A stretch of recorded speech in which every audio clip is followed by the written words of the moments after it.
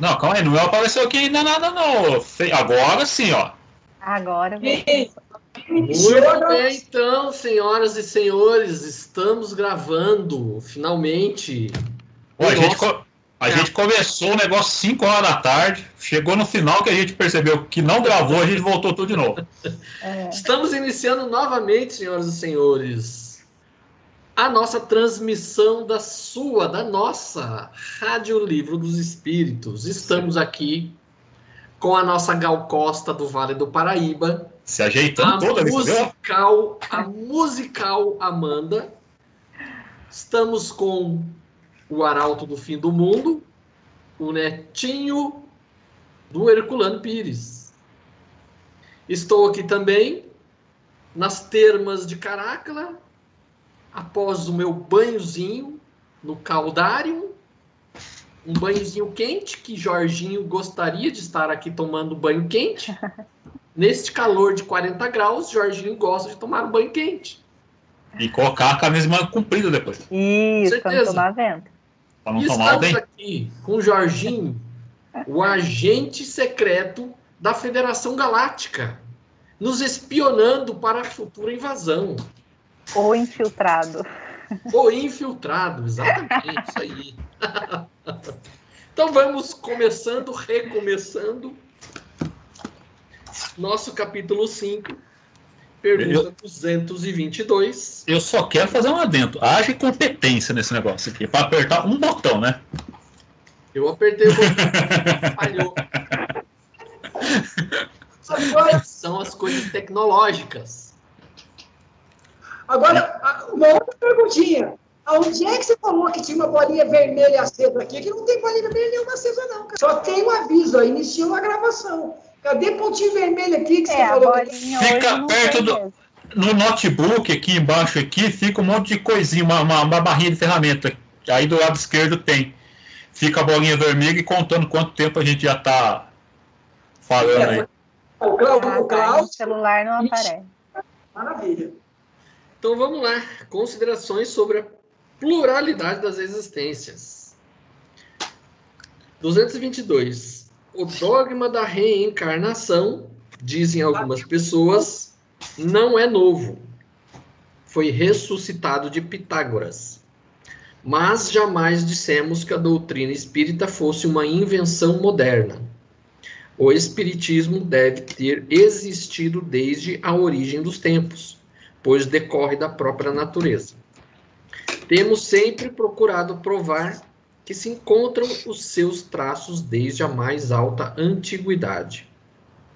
Pitágoras, como se sabe, não é o criador do sistema da metempsicose, que tomou dos filósofos indianos e dos meios egípcios, onde ela existia desde épocas imemoriais. A pergunta valendo...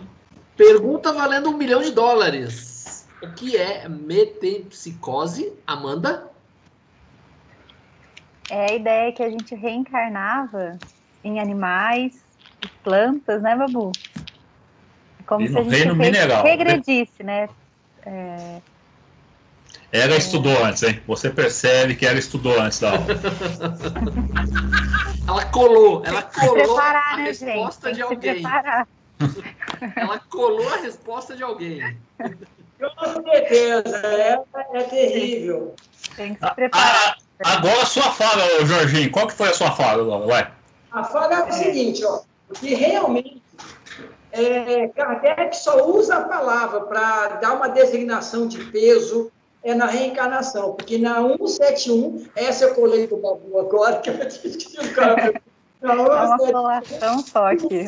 Sempre essa palavra, dogma. Então, ele dá para a reencarnação, dentro do contexto da doutrina, um peso bem grande. Claudinho, o que é dogma para nós? É aquela coisa religiosa que não deve... Ou como Kardec coloca aqui, colocando um peso maior na reencarnação. Porque sempre, ele só usa a palavra dogma em relação à reencarnação. Sim, porque a palavra dogma ela tomou uma conotação de algo que não se contesta, algo incontestável, algo que não se pode discutir. E, na verdade, a origem da palavra dogma, que vem do grego, não significava algo incontestável. Significava uma ideia que se acreditava ser uma verdade. Apenas isso. É algo que eu acredito ser uma verdade. Então, para mim, isso é um dogma.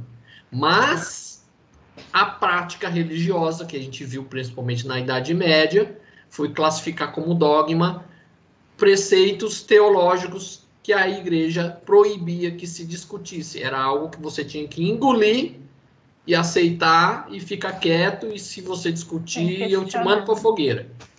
Isso aí no dogma Kardec traz para o Espiritismo é uma verdade do Espiritismo. Sem esse dogma da reencarnação, o Espiritismo fica bagunçado. Então, ele coloca nesse sentido.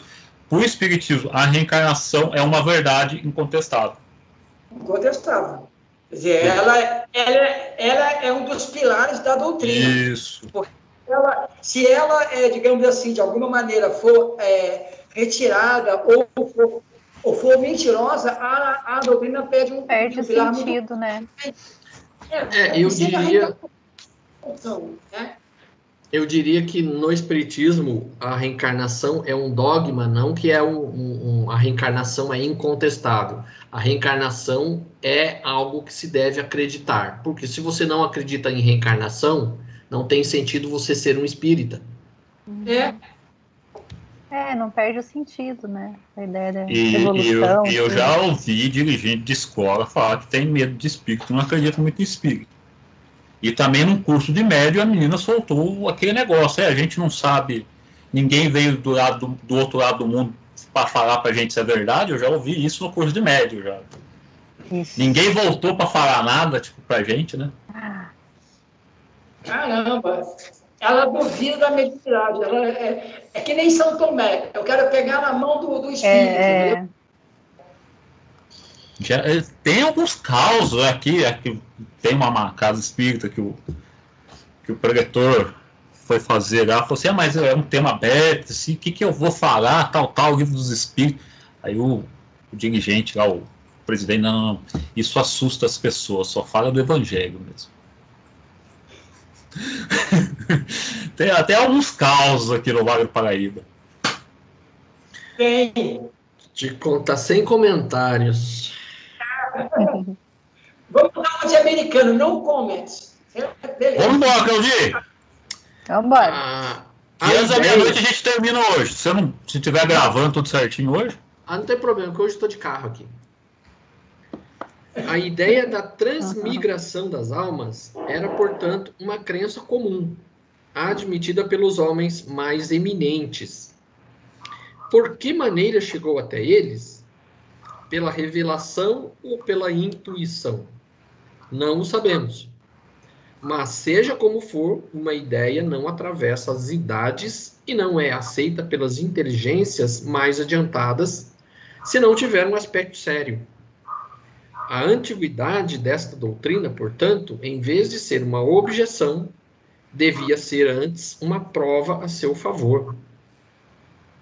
Há, porém, como igualmente se sabe, entre a metempsicose dos antigos e a moderna doutrina da reencarnação, a grande diferença de que os espíritos rejeitam da maneira mais absoluta a transmigração do homem nos animais e vice-versa.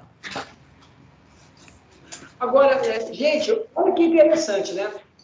Para falar da reencarnação, eu achei interessante porque isso aqui também está na Revista Espírita, porque esse texto ele colocou na Revista Espírita, na verdade. Eu não me lembro agora qual é o ano, mas ele fala que é o seguinte, que essa ideia da reencarnação é a base de todas as grandes doutrinas. Não tem uma doutrina, quer dizer, ou seja, não tem um conjunto de ideias, de prepostos que são ensinados, aonde a reencarnação ela não tem existido. Por exemplo, ela existia entre os indianos, que era comum, ela existia entre os egípcios, ela existia entre o cristianismo nascente, porque Jesus falou da reencarnação, ela existia entre os judeus, porque os essênios eram reencarnacionistas, ela existe entre os judeus, porque os judeus, como é que chama? Fariseus. Os fariseus acreditavam, os saduceus não. São cabalistas, inclusive, eles são os... agora me fugiu a palavra, daqui a pouco eu lembro. Existe base nas doutrinas religiosas indígenas brasileiras. A reencarnação ela é uma realidade espiritual nossa. Agora, como ela foi moldada no espiritismo, é que lhe dá uma base científica, né? Porque aqui você pode fazer aquela regressão e tal.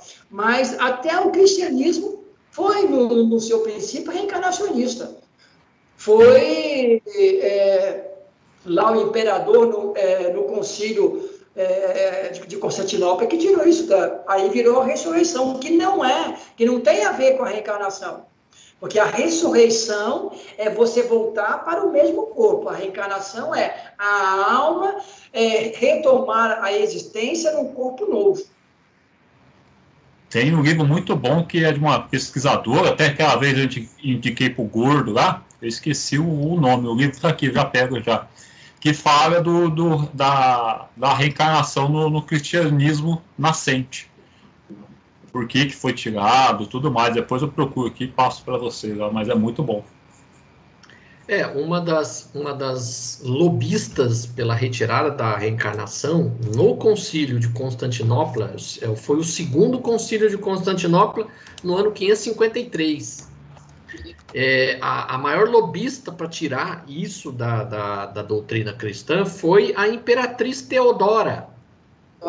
Por quê? Porque a Teodora, ela havia sido, assim, a gente não sabe exatamente se era uma atriz, se era uma pessoa aí da vida, sei lá o que ela era. Ela, vamos dizer assim, ela era uma mulher meio livre. Para os conceitos daquela época, ela era uma mulher meio livre, né? Descompromissada das regras que as mulheres tinham naquela época.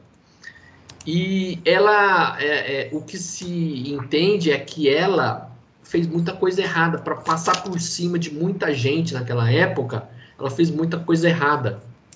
Então ela tinha medo de que, se houvesse a reencarnação, quando ela voltasse, ela iria ter que sofrer tudo que ela fez os outros passarem. Aí então, para que ela não passasse por essa situação, ela resolveu retirar do cânone oficial do cristianismo que a reencarnação existe.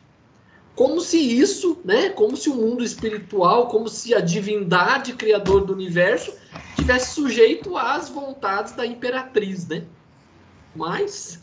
Essas mulheres, né, Amandinha? Essas mulheres. Desde a antiguidade já dão trabalho. O livro se chama Reencarnação, o elo perdido do cristianismo. Elizabeth Curry, alguma coisa. Como é que é? Calma aí. E vai lá na biblioteca dele. Mostra o audiovisual aí para ficar melhor.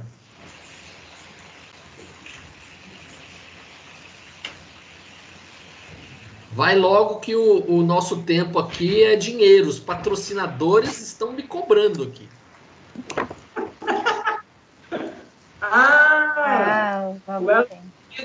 O cristianismo. Como é que é o nome dela? Elizabeth Claro Profete. Bom livro. Muito chique. Senador, o senhor tem? Tem, que é muito bom. Tem, que é muito bom. Vou procurar. E esse livro é antigo, hein? Esse livro é antigo. Eu acho que você não encontra mais, não. É só em cedo. Positivo. Olha, uma coisa que eu não entendi muito bem aqui no finalzinho, quando ele fala vice-versa. Vocês perceberam?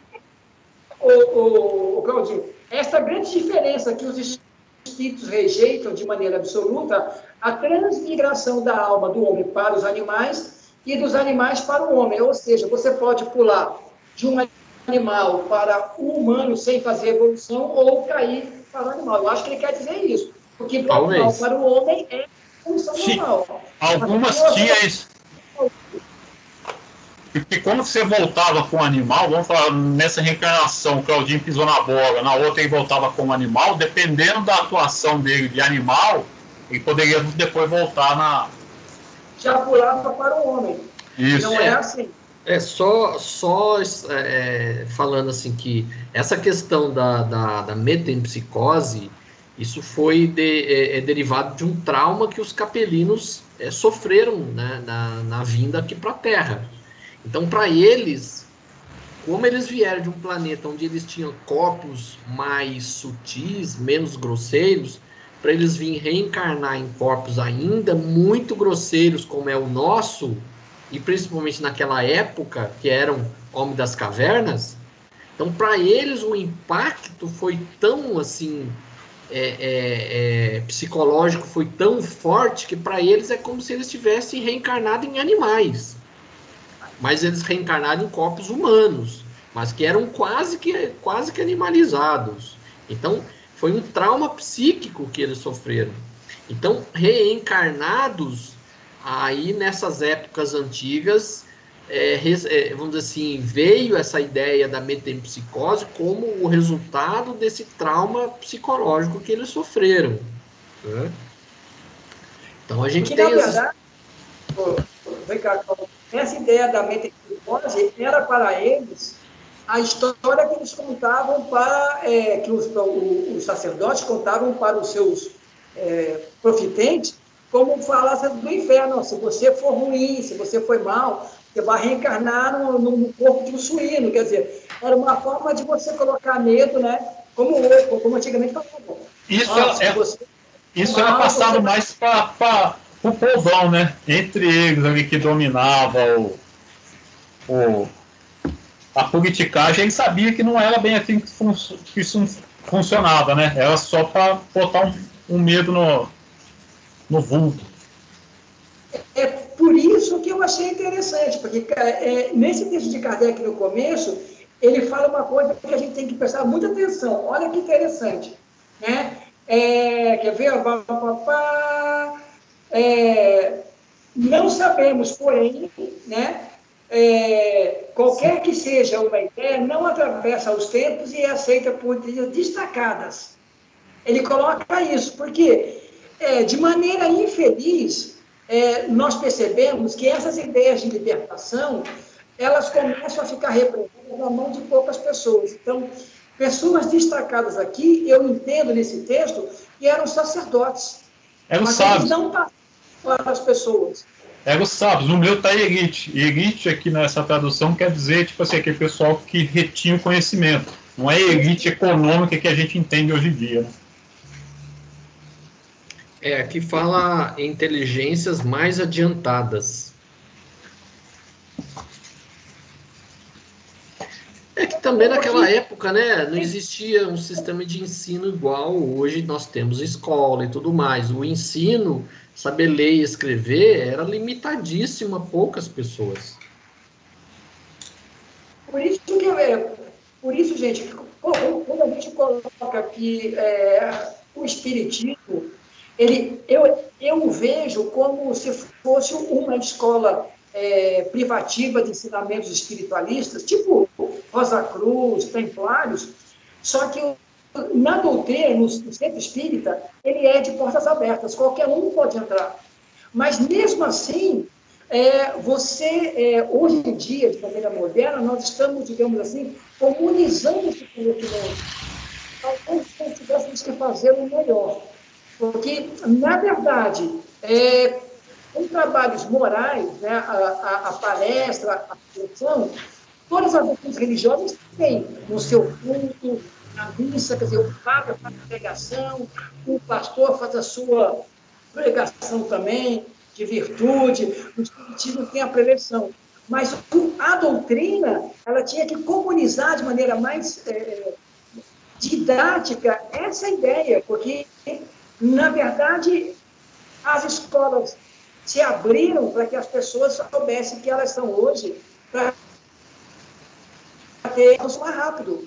Mas, na minha opinião, esse avanço continua não tão lento, mas ainda continua mesmo, digamos, como dizia aquela música lá do Lulu Santos, caminhando no espaço de formiga, né? Assim caminha a humanidade. Não sei se vocês concordam com isso. É que dentro do meio espírita é que o pessoal não tem a mania de estudar, né? Então, lê mais ou menos o livro dos espíritos, quando lê, fica muito só no evangelho e fica nos romances. Aí no romance tem umas bigotagens aí que o pessoal começa a dar asa para a imaginação, né?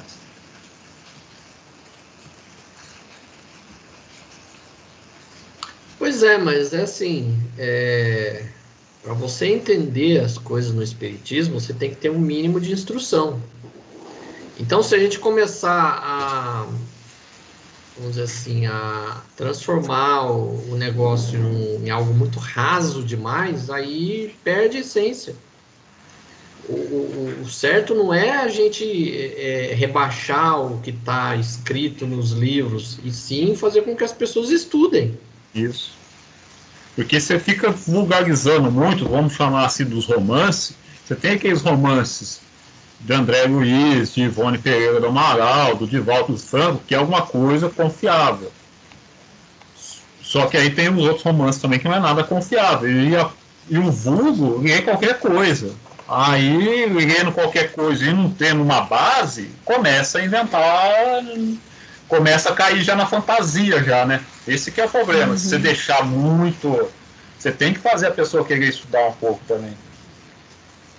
O Briguei, que é da Globo, que também trabalha com espiritismo e ecologia de maneira muito sensata, ele, num dos seus palestras gravadas, ele colocou isso. O problema do espiritismo como movimento, ele é um pouco elite, e nós gostamos disso. A palavra que o Claudinho colocou me deu um pouco de susto, porque nós deveríamos comunizar esse conhecimento da reencarnação, mas ele falou assim, tem que ter mais instrução. Então, de qualquer maneira, é uma visão que nós temos que os instruídos entendem o espiritismo, mas o espiritismo é uma doutrina de abertura. Não, a casa espírita é aberta para qualquer um, tanto que vai, tipo, desde uma pessoa mais abastada, assim, né, financeiramente, como aquele que tem menos. Só que para estudar mesmo, cara, no Brasil há muita desigualdade social. Tem um pessoal aí que só trabalha, né? Não tem tempo para mais nada. É jogo do Santos. É jogo do Santos. Vai ter rojão aqui perto de casa. Então, eu não estou falando no sentido de transformar numa elite. O que eu estou falando é que a gente vai, como o termo que o Babu falou, vulgarizar demais, a gente vai perder a essência do que é o espiritismo.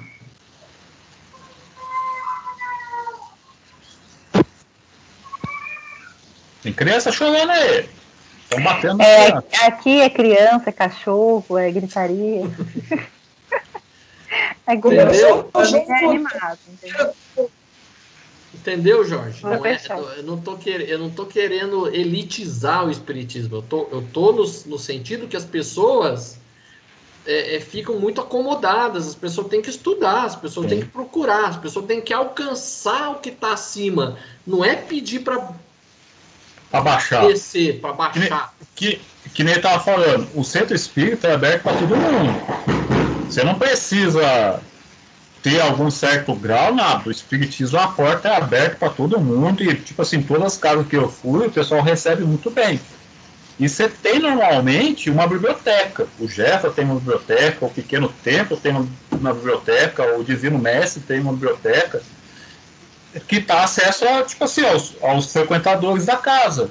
O pessoal que vai. Mas você vê que ninguém vai lá pegar livro para estudar. Isso é duro. Isso aí é uma coisa difícil. Claudinho, e a doutrina, ela é uma doutrina necessariamente que precisa de estudo. As pessoas muitas vezes chegam... Né? As pessoas muitas vezes chegam no espiritismo vindo do catolicismo ou do protestantismo, acostumado a ter alguém para falar as coisas, e não a pessoa em buscar o conhecimento. E o espiritismo incentiva as pessoas a buscarem, né? No espiritismo, Vale o lema do ET. Como é que chamava mesmo o ET lá? O ET Bilu? O ET Bilu, busque conhecimento. Vamos embora, senador. Então vamos lá. Os espíritos, ensinando o dogma da pluralidade das existências corpóreas, renovam uma doutrina que nasceu nos primeiros tempos do mundo e que se conservou até os nossos dias, no pensamento íntimo de muitas pessoas. Apresentam-na, porém, de um ponto de vista mais racional, mais conforme com as leis progressivas da natureza, e mais em harmonia com a sabedoria do Criador, ao despojá-la de todos os acréscimos da superstição. Uma circunstância digna de nota é que não foi apenas neste livro que eles a ensinaram nos últimos tempos. Desde antes da sua publicação, numerosas comunicações da mesma natureza foram obtidas em diversas regiões e multiplicaram-se consideravelmente depois. Seria o caso, talvez, de examinar-se por que todos os espíritos não parecem de acordo sobre esse ponto. É o que faremos logo depois. Ninguém vai falar nada. A Mandinha, eu joguei que ia dar uma aula aí para nós. Hein? Examinemos o assunto por outro ângulo, fazendo a abstração da intervenção dos espíritos. Deixemo-los de lado por um instante. Suponhamos que esta teoria não foi dada por eles. Suponhamos mesmo que nunca se tenha cogitado disto com os espíritos. Coloquemo-nos momentaneamente numa posição neutra, admitindo o mesmo grau de probabilidade para uma hipótese e outra, a saber, a da pluralidade e da unicidade das existências corpóreas, e vejamos para que lado nos levam a razão e o nosso próprio interesse. Olha que legal que é essa parte aqui. Aí, normalmente, que a gente fala assim, ó, você tem que pegar o livro dos Espíritos e dar estudado ali com atenção, refletir. O que ele está falando nesse parágrafo? Ele falou assim, ó, vamos fazer de conta que não foi os Espíritos que deram essa palavra para nós, a reencarnação. Vamos pegar a hipótese. É que o pessoal vai lendo e não vai interpretando o que está escrito. Por isso que não consegue formar ideia por si próprio. Porque eles começam a passar a leitura e vai que vai, não para. Ó, você lê o livro, pá. Mas você entendeu o que ele está querendo dizer aqui? Ó, coloquemos momentaneamente num terreno neutro, admitindo o mesmo grau de probabilidade para uma ou outra hipótese. Ele está querendo fazer você raciocinar. O pessoal, quando lê, o pessoal vai passando reto. Vai passando reto. Exatamente, por isso que ele dá muito ênfase no final desse parágrafo, a palavra razão. Vejamos para qual dela nos guiará a razão. Quer dizer, o raciocínio, né? Você vê a lógica, quer dizer, qual seria a mais provável e a mais inteligente, né?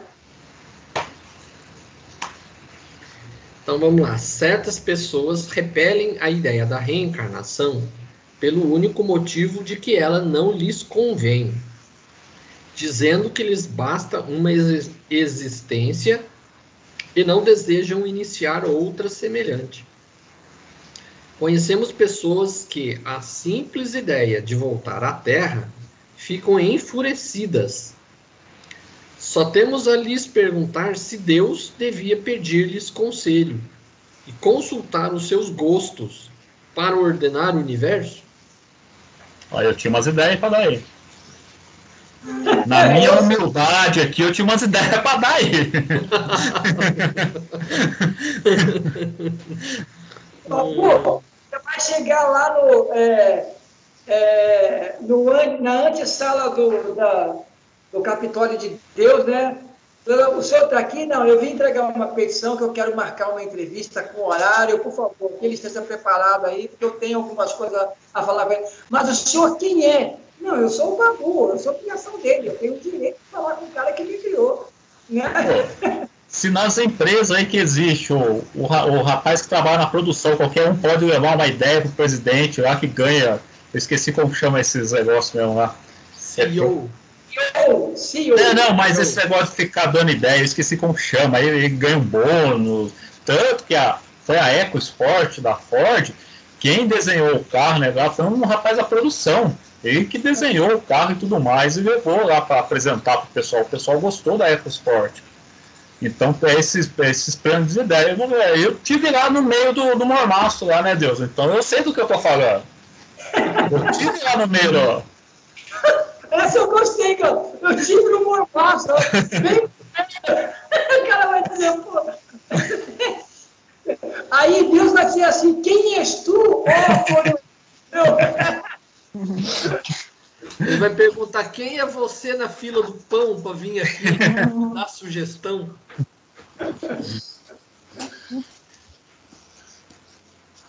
De duas uma, a reencarnação existe ou não existe. Se existe, é inútil opor-se a ela, pois terão de sofrê-la, sem que Deus lhes peça permissão para isso. Que é o caso da Teodora, né?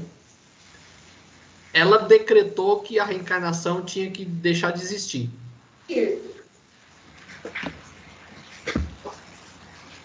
Parece-nos ouvir um doente dizer: já sofri hoje mais e não quero tornar a sofrer amanhã. Qualquer que seja a sua má vontade, isso não o fará sofrer menos amanhã e nos dias seguintes, até que consiga curar-se. Da mesma maneira, se essas pessoas devem reviver corporalmente, reviverão, tornarão a reencarnar-se.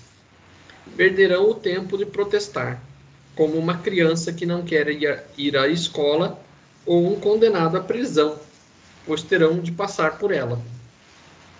Objeções dessa espécie são demasiado pueris para merecerem exame mais sério.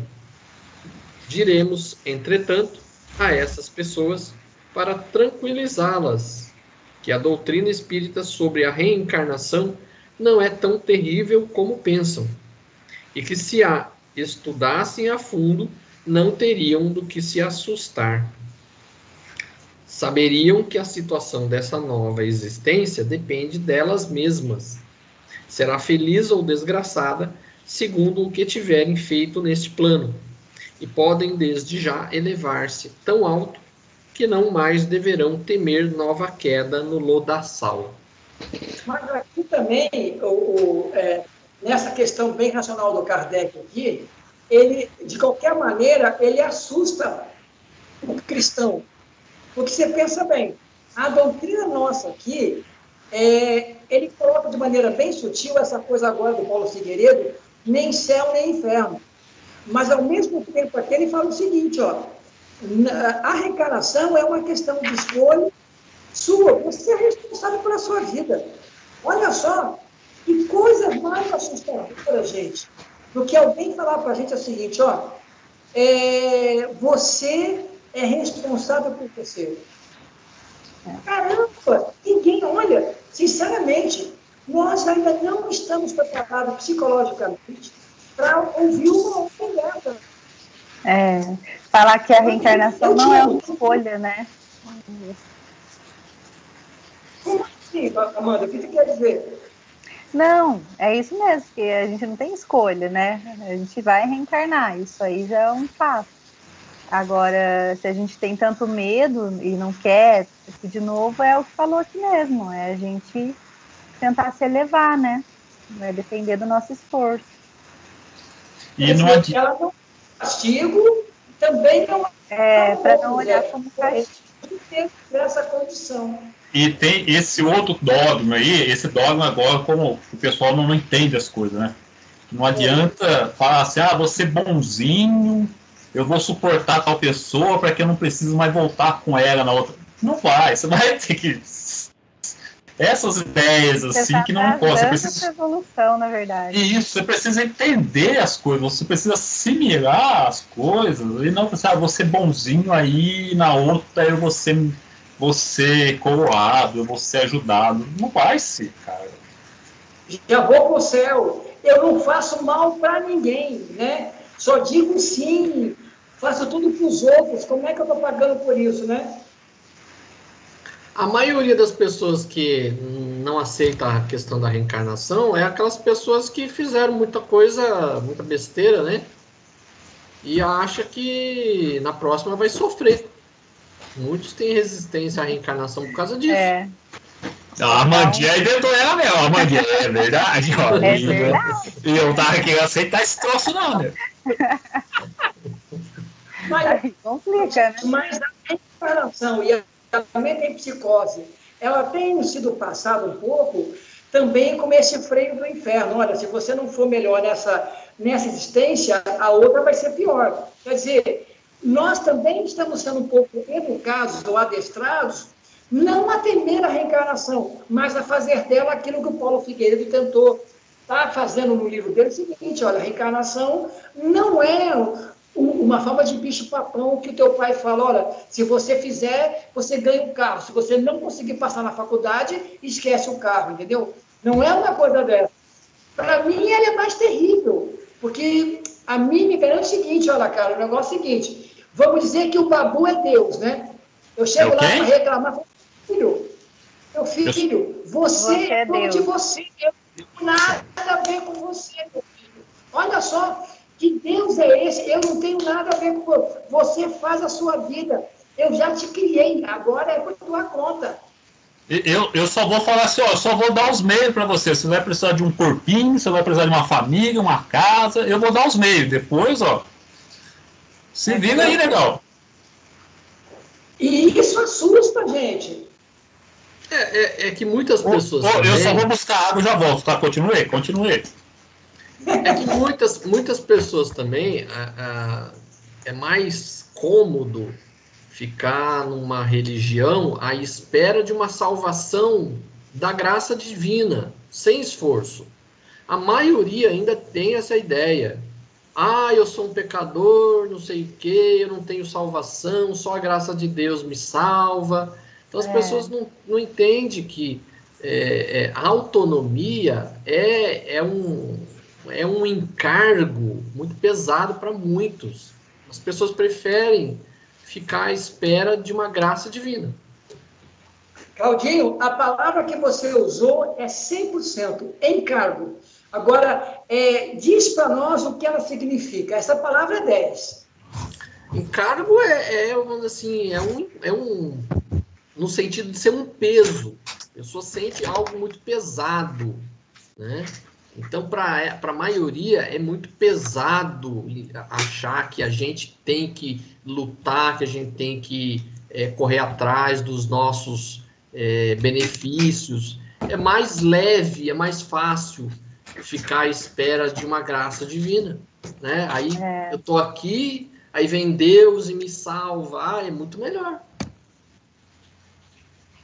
Ou seja, aceitei Jesus como Salvador, já sou nova pessoa em Cristo. Quer dizer, eu não tudo aquilo que eu fiz lá atrás muda, né? E o que ele coloca aqui é hiper diferente para a gente. Por isso que ser espírita é um negócio, para mim, é desafiador, porque ele coloca realmente isso. Olha, você é dono da sua liberdade. Olha que coisa... E você, além, você vai ser responsável praticamente de planejar sua reencarnação. Você vai falar assim, eu quero passar por isso, aquilo, eu quero que me aconteça isso, porque eu aprendi aqui em cima, eu tive mais visão das coisas, então eu preciso melhorar a tal ponto, eu quero que aconteça alguma coisa para mim testar essa minha capacidade. Então, Deus não tem o que falar para você. Eu falei assim, meu amigo, mas eu só dei a ferramenta. Você precisava de um carro para ir trabalhar. Eu dei o carro para você, agora se vira. Ele já até dá uma amenizada falando aqui, né, que se estudasse a fundo, não teriam do que se assustar. É que as pessoas não conhecem os mecanismos da reencarnação, acham que é uma punição, né? Então, ele coloca aqui, estude bem a reencarnação, que não é isso que você está pensando, não é terrível, não é assim isso aí que você está imaginando, não é esse bicho-papão, né? Estude que você vai ver que o negócio é muito mais lógico, muito mais coerente e muito melhor do que você está pensando. Te leva para frente do que para trás, né? Vamos seguir, então? Supomos falar a pessoas que acreditam num futuro qualquer após a morte, e não às que só têm o nada como perspectiva, ou que desejam mergulhar a sua alma no todo universal, sem conservar a individualidade, como as gotas de chuva no oceano, o que vem a ser mais ou menos a mesma coisa. Se acreditais num futuro qualquer, por certo, não admitireis que ele seja o mesmo para todos. Pois qual seria a utilidade do bem? Dá para você ver como ele vai fazendo a lógica, ele vai tentando fazer a pessoa. Por isso que você precisa ler com atenção, ó. Por que reprimir-se?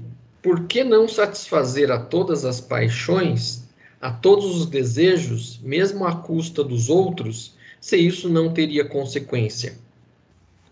Acreditai, pelo contrário, que esse futuro será mais ou menos feliz ou desgraçado, segundo o que tivermos feito durante a vida.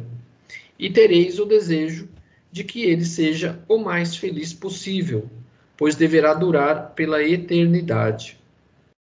Teríeis a pretensão de ser uma das criaturas mais perfeitas que já passaram pela terra, tendo assim o direito imediato à felicidade dos eleitos?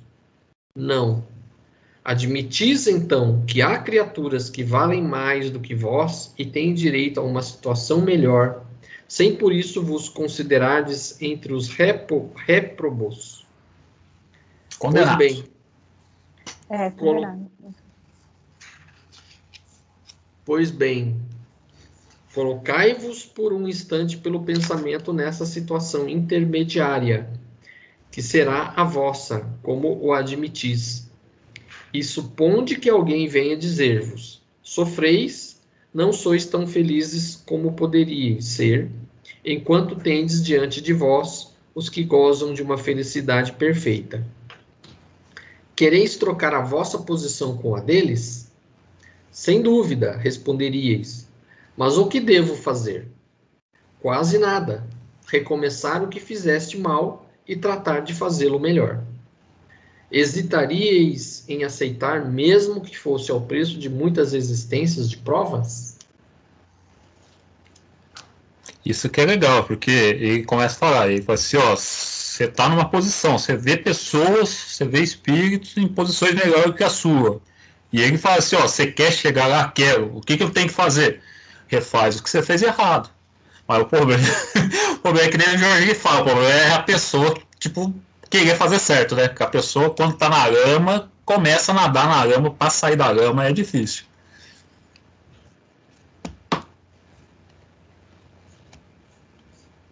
E aí, Jorge, não vai falar nada? Não, porque tá muito tranquilo. Para mim, tá tranquilo. Mas aqui ele está reforçando essa questão da lógica, né? Porque se eu fosse colocar alguma coisa, eu ia colocar naquela ideia de que se eu sou materialista, por que eu continuaria existindo, entendeu? Porque você pensa bem, olha, se eu fosse ateu, científico, muito considerado e muito gênio, então eu não creio em Deus, nada existe por aí. Beleza. Se eu tenho tanta certeza, por que eu teria que arrumar uma justificação para não me matar? Porque qual é a justificativa que eu teria de que, mesmo que eu sendo uma pessoa boa, buscando o bem, virtudes, no final nada meu vai restar? Eu me lembro Gente, me lembrem agora aí o nome do ganhador Nobel de literatura português, famoso escritor português. Saramago. Saramago. Eu lembro de ele era comunista, né? Ateu, convicto por ser comunista e tal, e ele estava na casa dele na ilha de Espanha. ele aponta para fora e fala assim, ó, tá vendo essa paisagem linda aqui? Nada mais vai existir depois de eu morrer. Quer dizer, mas ele ficou vivo, padeceu, sofreu e ficou vivo. Por quê? Se ele para que alguém vai continuar existindo? Interferir. É porque alguma coisa na nossa cabeça nos segura. Mesmo que a gente não queira admitir, existe uma realidade na nossa cabeça, porque é impossível você... Se você é ateu mesmo, que você tem certeza absoluta que não existe nada, você não ficaria vivo, você se mataria, porque você acabaria em sofrimento. Não, até mesmo essa fala dele revela um certo inconformismo, né? Revela Sim. algo assim que ele não consegue entender. Né? Quer dizer, depois que eu morrer, tudo isso vai acabar, eu não vou poder mais ver nada. Então, isso mostra que ele tem questões mal resolvidas. Sim, você pensa bem, uma pessoa dessa escreve um livro chamado O Evangelho segundo Jesus Cristo. Dá uma ideia de virtude do homem, ao qual, no fundo, ele não acredita naquela história, porque ele não é cristão. Olha que interessante, né? É porque é o que está colocando aqui. Se depois da morte não existe nada, para que eu vou fazer o bem? Mas Né? aí eu vou entrar no meio que o Jorginho falou aí, daquele texto que você colocou, Jorginho, que o senador foi lá causar briga com o cara. Jesus não fundou o cristianismo. Jesus veio trazer uma moral. Então, tipo, matei pernilongo aqui, bota mais uma conta. Você percebeu que a pulsão criminosa do cara... Olha, eu fico rendendo pelos pernilongos, juro. Eu peço ao Deus do Romo, tira os caras de casa. Babu, ele é o primo do exterminador do futuro, só que ele é o exterminador do presente. Isso. Mas aí, voltando, para ele escrever um livro que fala, ele vê Jesus mais como uma pessoa moralista do que, tipo, religiosa. E o livro é fantástico.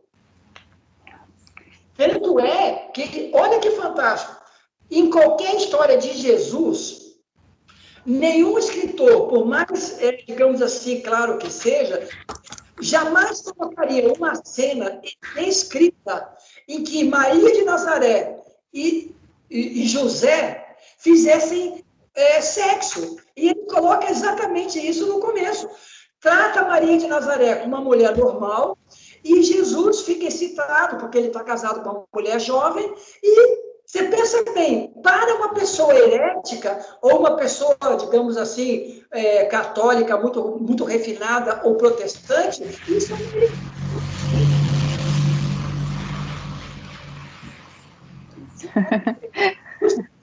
Passou uma nave aí, que daí...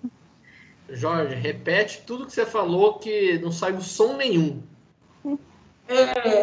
Voltou a melhorar a minha voz aí, não? Isso, eu acho que o Jorginho vai falando, vai ficando longe, tá ligado? Aí vai ser. Volta, gruda na mesa. Se vocês lerem o livro do Saramago, melhorou aí agora não? Você me avisa, tá bom. Tá normal. O Evangelho segundo Jesus Cristo, Saramago, se fosse no começo do século XX, seria queimado. Porque ele faz uma cena onde José se excita, Maria era uma mulher jovem, bonita, e eles têm uma relação, e aí ela fica grávida. Você pensa bem, ele coloca o nascimento de Jesus de uma maneira natural. Quer dizer, para ele, uma mulher natural daria luz a um homem que faria um complexo de virtude diferente. Não, mas aí que a gente fala, porque tem essa imaginação da população até hoje. Na Revista Espírita, naquele texto que Pedro de Campos deu uma bagunçada lá no livro dele, como chama o senador? A Epístola Lentuli. Isso, porque ele vai no texto do Kardec, onde Kardec fala assim, Maria era virgem no sentido de que pura, que ela não era um espírito da Terra, era um espírito de outra esfera, de outro planeta, que não tinha pecados também, era tipo um Jesus da vida, não tinha pecados. Não tinha nada, não estava devendo nada, que nem os capirinos deviam, como a gente devia. Era um espírito puro que renasceu na Terra com essa missão para ser mãe de Jesus. E a concepção de Jesus é normal. Tá na carne, vai ter sexo, vai ter normal. Então vai ser... Mas que nem o Jorginho falou, se fosse lá no século da Inquisição, o cara estava sendo queimado. Agora, nessa colocação, nesse pensamento de Kardec, ele coloca que nada nesse mundo de aprendizado é anormal. O anormal, o equivocado, é quando você provoca consequências as quais você vai ter que, de maneira mais complicada, resolver a questão.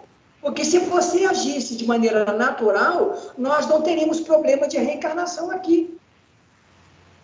Porque nesse parágrafo aqui, ele começa falando, olha, se a gente tem uma mínima ideia de que existe um futuro, né, ou seja, que com a morte não acaba tudo, então a gente tem uma ideia de que a gente vai continuar existindo. Se a gente tem uma ideia que a gente vai continuar existindo, cada pessoa é diferente uma das outras, então cada um está num nível.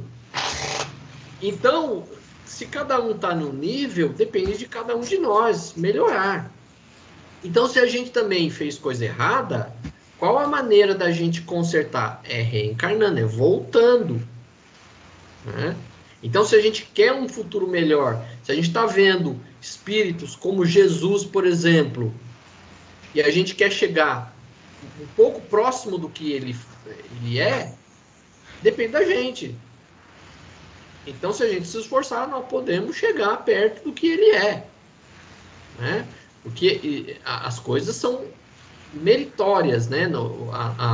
Os valores morais que a gente adquire, que é a verdadeira riqueza no mundo espiritual, não é ganho. A gente conquista com esforço próprio.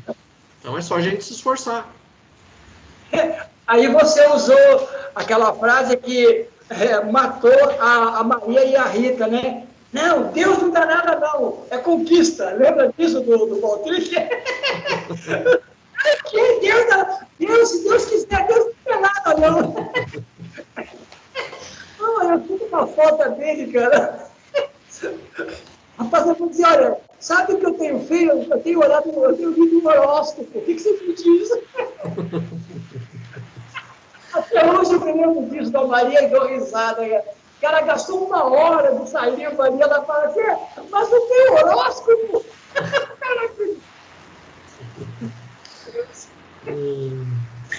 Vai, senador. Vamos lá, então. Façamos uma comparação mais prosaica. Se há um homem que, sem estar na miséria extrema, passa pelas privações decorrentes da sua precariedade de recursos, viessem dizer: eis uma imensa fortuna que podereis gozar, sendo, porém, necessário trabalhar rudemente durante 1 minuto. Fosse ele o maior preguiçoso da terra, e diria sem hesitar: trabalhemos 1 minuto, 2 minutos, 1 hora, 1 dia se for preciso. O que será isso para acabar a minha vida na abundância? Ora, o que é a duração da vida corporal em relação à eternidade? Menos que 1 minuto, menos que 1 segundo. Agora, vamos ser corretos aqui um pouquinho. Tudo bem, isso aqui é um jogo de raciocínio para que você possa criar comparação. Mas, sinceramente, né? Falar para nós, nesse corpo aqui, que a gente consiga, digamos assim, gente, uma reencarnação de 80 anos, 90, com um pouco de sofrimento para ganhar a eternidade,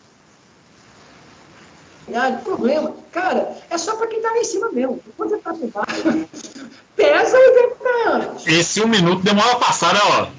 Outra demora. A Amandinha, Amandinha, você sabe aqueles exercícios de prancha, né? Sei, fica 1 minuto daqui. 1 minuto fazendo prancha, rapaz. Ali 1 minuto fala pra você não passa nunca, rapaz. Queima tudo. Porque quem escreveu isso já estava morto no plano espiritual. É outro nível, cara. Você reencarnou aqui, Então, mas é por isso que as pessoas têm essa impressão, os espíritos têm essa impressão, quando estão no umbral e tudo mais, de que é uma eternidade. Porque aquilo que a gente sofre demora para passar. Aquilo que é gostoso, que é uma maravilha, passa que é uma velocidade da luz. Igual A Mandinha vai dar um exemplo dela, pessoal. Calma aí. Vou anotar aqui, vou anotar até. Não, é que eu ia rapidinho falar assim da minha mãe, que quando eu tava lá no hospital, eu falava, gente, isso aqui não vai, parece que não vai acabar nunca. Parece que isso não vai terminar. Daí agora eu olho e falo, tá vendo? Tudo, né, as coisas passam, assim. E agora já até faz um tempo e tal, mas quando você tá ali, né, acha que o negócio vai durar eternamente. É muito tempo. E aí que você falou, no momento bom, né, o negócio... É que para nós aqui, a matéria ainda, para nós, como espíritos de terceira categoria, quinta classe mesmo, nona classe, a matéria, como o nosso coordenador falou, é um encargo realmente. Aí é um encargo, porque, gente, para nós estar encarnados, na nossa concepção, não é que é um peso, mas ainda é, nossa, é como você caminhar numa piscina de gel, né? Você dá um passo, parece que você está, né? O Jorginho pode usar um mangue, a gente tá no mangue, tentando caminhar no mangue. É uma piscina de gel. Ele deve ter usado muito gel nesse cabelo dele. Usando as calças boca de sino, que cabelão. Ô, Babô, você era reencarnado nessa época, né? Aí, Claudinho, ripa nessa ripa aí, meu filho. Ouvimos algumas vezes este raciocínio. Deus, que é soberanamente bom, não pode impor ao homem o reinício de uma série de misérias e tribulações. Acharão, por acaso, que há mais bondade em condenar o homem a um sofrimento perpétuo por alguns momentos de erro do que em lhe conceder os meios de reparar as suas faltas? Ou seja, vai passar o resto da vida no inferno, por causa de algum tempinho que você passou aqui, que você não tinha esclarecimento. Então acho que é melhor, as pessoas acham que é melhor isso. Não vamos nascer de novo, não, tá? Aqui, porque não vão falar que nasceu na miséria, né? Não tinha como se estudar, não tinha como depois fazer, esclarecer a ideia, né? Então tá bom, morreu, vai pro infernão, acabou. Como que é? Não sei. Você esqueceu que tá gravando. É que você falou uma palavra inadequada, né, Babu? Falei uma palavra. Bota o pi depois aí, ó. Depois você bota o pi, ó. Eu vou colocar o pi e depois coloco o gerador de caracteres. Isso. Pior que eu nem percebi que eu falei. Saiu tão natural assim. Foi bem natural mesmo. Esse trechinho aqui... Estamos estudando como se no café estivéssemos, entendeu? Por isso que ele é divertido. Mas, gente, sem esse raciocínio reencarnatório evolutivo que nós temos, o grande questionamento das religiões, que é uma coisa hiperfilosófica, Deus que é soberanamente bom e justo. Se você não tem uma ideia de imortalidade, uma ideia de evolução, como é que você pode, digamos assim, crer na palavra escrita na Bíblia como Deus bom? E quando, na verdade, o que você vê, o que você percebe, o que você vive, mostra que se Deus criou nós da maneira que somos, Deus não pode ser alguém bom. Aqui ele coloca as duas teorias, né? E para a gente perceber o absurdo do que a maioria entende, que é mais coerente você ir para o inferno do que passar pela reencarnação. Então ele coloca assim, gente...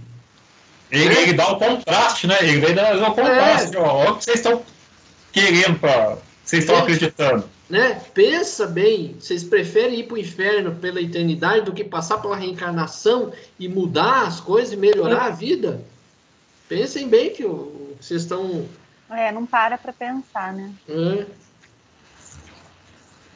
Tem uma carta de Sêneca que ele fala assim, daqui a pouco eu pego aí e falo o negócio da insensatez, que ele fala assim, o insensato o que é? É o desprovido da razão. Então, assim, a insensatez começa cedo na vida.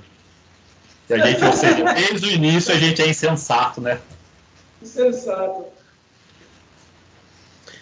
Então vamos lá. 2 fabricantes tinham cada qual um operário que podia aspirar a se tornar sócio da firma.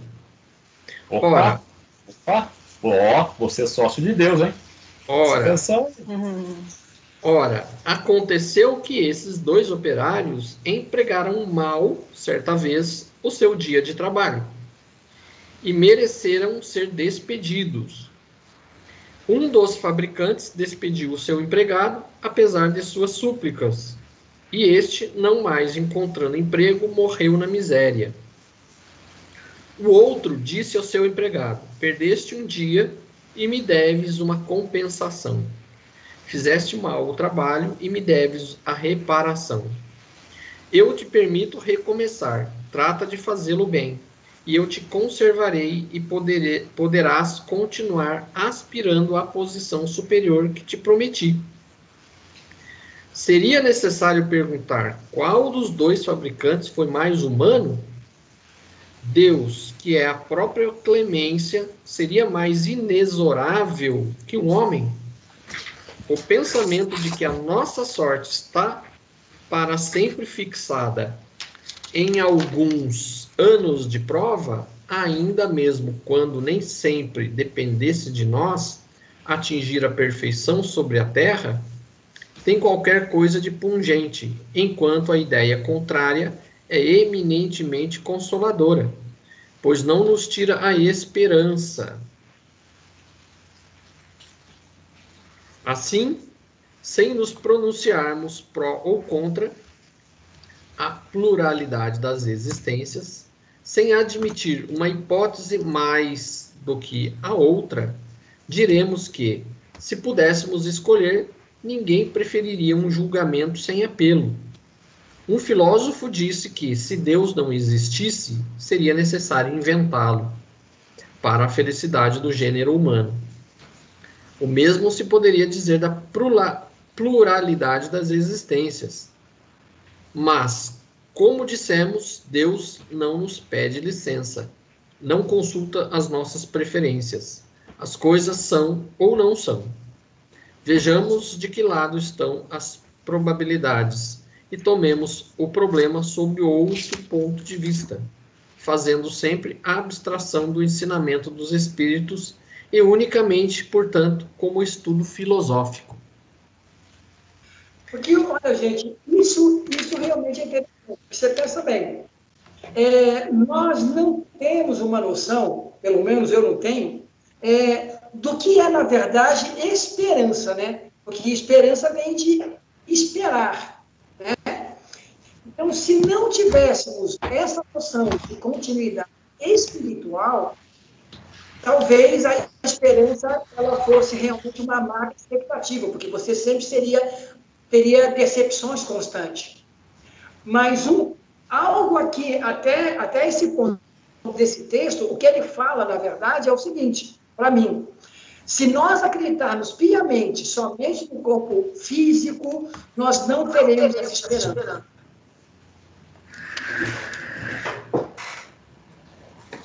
Porque você também, se nós fôssemos, digamos assim, acreditar de maneira racional no corpo físico,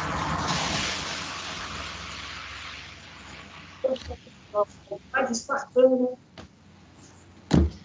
Segunda parte que você falou aí, como espírito, se a gente esperar como espírito, sumiu tudo sua voz. Se nós tivéssemos uma visão mais real, mais, digamos assim, didática do que é ser espírito, essa esperança seria uma realidade, porque quando ele fala da reencarnação, ele está falando da nossa imortalidade. Não é de você voltar para a Terra várias vezes, é de uma vida contínua, porque é ela que vai, e o corpo vai morrer. O Sêneca dá em uma das cartas também, ele critica a esperança como o vulgo, a população entende o que é esperança. Ele fala assim, ó, se você ficar acreditando nesse tipo de esperança, é melhor você não ter. Porque o pessoal entende mal esse negócio de esperança, que alguma coisa vai acontecer, que alguma coisa vai ser dada, que alguma coisa... E não desesperar de você pode construir, de você pode fazer. Deus vai dar, tipo, continuidade para você, você vai, tipo, se batalhar, você vai ter tudo. A esperança para a gente é sempre esperando algo de Deus e não oferecendo algo, né? Depois você lê esse texto, porque seria interessante ver essa definição de esperança, porque essa esperança nossa é uma expectativa, né? Não é uma perspectiva. Isso. Nós sempre temos mas nesse mundo material, ter expectativa, pelo menos na minha vida, sempre foi decepcionante. Sim. Você esperava uma coisa e pimba, né? Você acertava o osso da canela na quina da porta do forno. Alguém já acertou o osso da canela na porta do forno? Dói. Isso é muito específico, o Jorginho já passou por isso. É muito específico isso. É a mesma coisa que você travar o dedo mindinho do pé na quina do pé da cama. Nossa, Cara, você não sabe se você ri, se você chora, se você... É uma dor, dói até no perispírito, cara. Não tem, a alma dói, entendeu? Eu peguei aqui o último livro do curso de filosofia espírita. Esse aqui. Calma aí. Isso. As religiões da doutrina espírita. Outro nível, né? No finalzinho, tem lá os temas do curso. Então, cada aula, cada 3 aulas, se discute um tema. Aí tem um tema aqui que é a esperança. Então, ele fala assim, a maior de todas as árvores nasce de uma pequena semente. Então, a gente discutiu por 3 aulas esse tema, e eu lembro de uma coisa que eu cheguei a falar, é que, assim, a esperança não deve ser algo passivo. A gente não tem que ficar esperando algo acontecer. Nós temos que fazer acontecer. A esperança é a expectativa de que você vai conseguir algo melhor, mas depende de você esse algo melhor. Você não pode ficar sentado em berço esplêndido esperando as coisas melhorarem. Seria um pouco de resiliência também, não é? Não, mas é aceitação com... Você aceita, mas você também se mexe, né? Não tem que buscar. Como fala no tema. Até as grandes árvores nascem de uma semente. Então, o que você tem que entender é assim, quando você olha para uma pessoa, por exemplo, bem-sucedida na vida, né, você só vê a pessoa que é bem-sucedida hoje. Você não vê o trabalho, o esforço que ele fez no passado para hoje ele ser uma pessoa bem-sucedida. Então, tudo tem um trabalho por trás. A pessoa muitas vezes precisou trabalhar, precisou fazer esforço para poder chegar hoje onde a pessoa está, né? Isso em todos os sentidos, independente ser só o lado financeiro. Então, uma pessoa que conseguiu hoje chegar numa universidade de Ohio, que Sparta, né? A universidade de Cambridge, Oxford, Harvard, a pessoa não chegou lá de portas abertas, a pessoa teve todo um estudo que a pessoa teve que fazer. Então, chegar ao topo não foi por acaso, teve todo um esforço. Então, a esperança, a gente não deve entender como algo passivo, tem que trabalhar também para isso. Só isso que eu queria dizer. Concordo. Aí agora continua ou para? Porque a gente tem mais 10 minutos. Porque depois é que essa frase aqui de cima, esse parágrafo, vai começar. Depois ele começa a elencar um por um. Se a gente começar. Então por isso que eu acho que era bom se a gente começar a ler, terminar essa essa parte para semana que vem começar 1, 2 e 3, eu acho que a gente vai ficar meio. É verdade? Eu acho melhor. É verdade, eu já tinha pensado nisso. Boa sugestão. Semana que vem o Jorginho vai perguntar onde vai fazer, normal. Mas até que hoje ele foi esperto. Hoje ele foi esperto aí. Hoje você foi esperto, Jorginho. Normalmente você não é. Hoje você acordou melhorzinho. O estudo tá fazendo efeito. Tá dando resultado. Então paramos por aqui? Paremos por aí. Então vamos lá, encerrando a nossa gravazione.